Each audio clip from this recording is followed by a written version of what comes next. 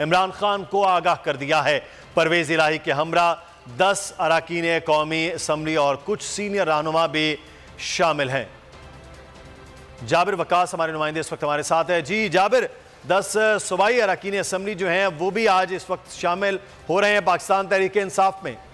जी बिल्कुल, पाकिस्तान तहरीक इंसाफ के साथ जो है वो पहले एक इत्तेहादी के तौर पे जो है वो परवेज इलाही और उनकी जमात जो है मुस्लिम लीग की सूरत में जाए जो है वो शेयर करती रही।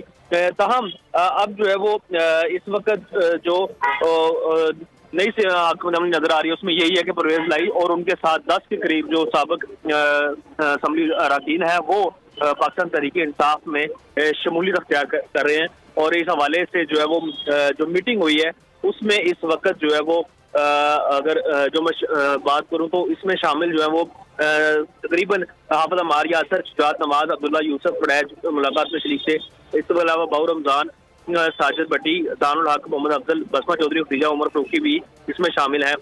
मुलाकात में जो है वो इस वक्त शमूलियत हुई है और तरीके इंसाफ को जानब से ये कमिटमेंट शो की गई है उनकी जमात की जाने से कि जिस तरह मुस्लिम लीग काफ की सूरत में परवेज इलाही ने हमारे साथ कमिटमेंट शो की थी, जिस तरह ये कमिटमेंट की गई थी कि जो असम्बली है वो तोड़ी जाएगी और दीगर मामला के ऊपर पाकिस्तान तहरीक इंसाफ को सेकंड किया गया था परवेज इलाही की जानिब से। इसी तरह अब अगर उनकी शमूलियत के बाद जो है वो उनको भी अच्छे तरीके से वेलकम किया जाएगा और उनको पार्टी में भी एक अहम ओहदे दिए जाएंगे और आइंदा आने वाले जो है वो पार्लिमानी सेटअप में भी उनको अच्छे से ओबलाइज किया जाएगा। ठीक है, आप हमें आगाह कर रहे थे आपका जाबिर।